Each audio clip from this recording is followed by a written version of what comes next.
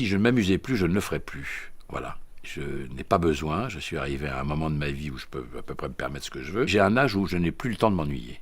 Je le fais avec amour, passion et bonheur.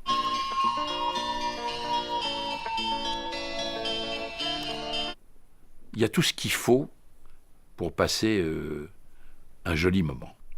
On est en face d'humanités qui se construisent ou qui se déconstruisent, mais avec une richesse de caractère qui est peu courante et qui est formidable.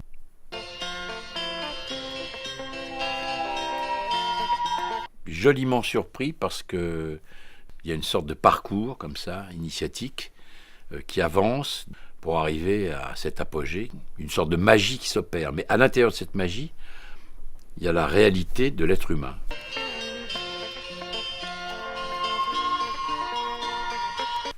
Encore une fois au niveau de la féerie et du divertissement, et du boulot technique qui est absolument de premier ordre. Voilà.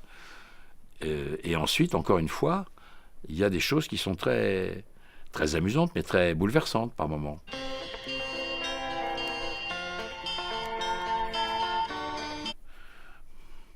Il y a quelque chose à la fois de la magie enfantine, de l'enfance, et en même temps de la profondeur d'un destin qui se dessine et qui éclot enfin. Voilà. Alors, je ne sais pas si les enfants qui entendent ça vont fermer le poste et vont se tirer voir autre chose, mais c'est pas vrai.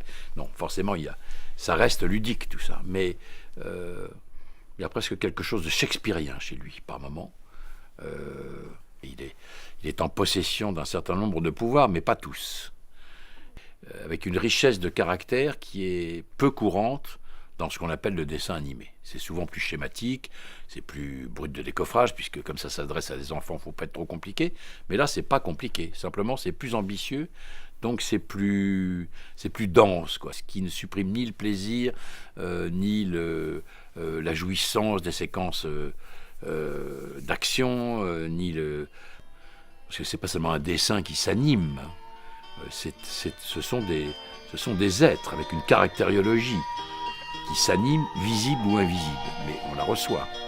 On n'est pas devant un simple dessin qui s'agite. Voilà.